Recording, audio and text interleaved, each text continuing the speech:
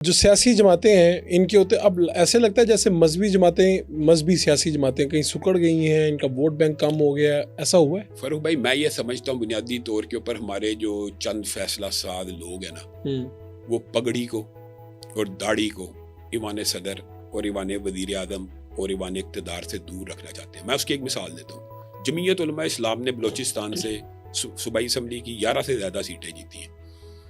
ان میں سے آپ کو ایک بھی داڑھی پگڑی والا نہیں نظر آئے گا، وہ سارے سردار ہیں۔ جو داڑھی پگڑی والے اصل میں جیتے ہوئے تھے ان کو ہروا دیا گیا۔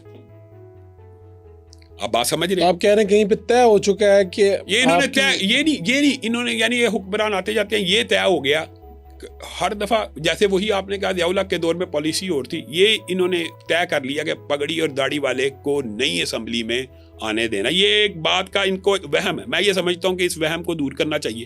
پاکستان میں آپ بابو کو، بی بی کو، جرنلوں کو، ٹیکنوکریٹس کو، ہر چیز کو آزما چکے ہیں۔ مولوی کو آزمانے میں کیا مسئلہ ہے؟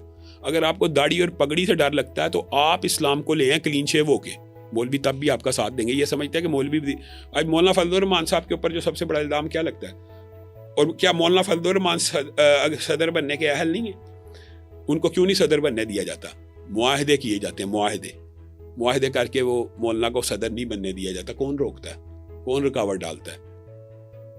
آپ جو اشارہ کر رہے ہیں وہی فیصلہ ساز لوگ چاہتے ہی نہیں ہیں کہ ہمارا یہ امپریشن پوری دنیا کے اوپر جائے کہ مولوی پگڑی اور داڑھی والا بندہ بن گیا۔ تو ہم تو ان سے پھر یہی اپیل کرتے ہیں، بھائی آپ بغیر داڑھی اور پگڑی کے اسلام لے آؤ۔ ہر نظام آزما لیا یار، ایک چانس تو اسلام کو فاروق بھائی ملنا چاہیے کہ نہیں؟ اس کی بنیاد کے اوپر ہم نے وطن حاصل کیا، ایک چانس تو دیں۔ اور اگر معیشت درست نہ ہو، نہیں یہ چانس ان سے نا یہ تو عوام نہیں دے رہی، اب چانس آپ اس کا کیا کریں؟ اچھا، یہ جو آپ نے بات کی، عوام بھی جب دیتی ہے نا چانس، اس کے بھی ووٹوں کی کیلکولیشن گنتی صحیح نہیں ہوتی۔ اب آپ نے نام لے ہی دیا، کئی ایسی سیٹیں ہیں۔ مولانا فضل الرحمان کا بیٹا جیتا ہوا تھا، اس کو ہروا دیا گیا۔ سعد رضوی صاحب، اختلاف ہو سکتا ہے مسلکی، لیکن اٹک کی سیٹ جیت چکے ہوئے تھے، ہروا دیا گیا۔ 1 لاکھ سے زائد ووٹ لے کے اگلے کے 1.25 لاکھ شو کر دی۔ تو یہ میں یہ سمجھتا ہوں، آپ کہہ رہے ہیں جو ڈیو بنتی تھی ان کی وہ بھی نہیں دی، جو ڈیو بنتی ہے وہ بھی نہیں دی جاتی۔ وہ بھی میں آپ کو چلیے اس کی مثال اپوزٹ یوں سمجھ لیں، عظیم الدین لکھوی صاحب ہیں، وہ ہے پی ٹی آئی کے تھے، لیکن چونکہ مولانا معین الدین لکھوی کے بیٹے ہیں، مذہبی گھرانہ جیت چکے تھے، ان کا رزلٹ روک لیا گیا۔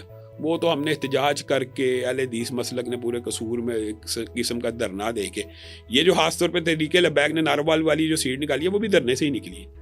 تو کہنے کا مطلب دھرنے کی وجہ سے وہ سیٹ ہوئی، بن ہوگی بعد میں۔ تو پھر آپ نے یعنی تحریک انصاف کے لیے دھرنا دیا تھا؟ یہ میری تو جمعیت اہل حدیث کی جو پالیسی تھی یہ گزشتہ الیکشن میں، وہ تو آزاد تھی کہ ہر علاقے کے جو ضلع کے عمرا ہیں جمعیت اہل حدیث کے، وہ اپنی مرضی سے اپنے حلقے کا فیصلہ کر سکتے ہیں۔ رانا تنویر صاحب کے حلقے میں جمعیت اہل حدیث نے ان کو سپورٹ کیا، مختلف حلقوں میں مختلف جماعتوں کو سپورٹ کیا۔ اچھا۔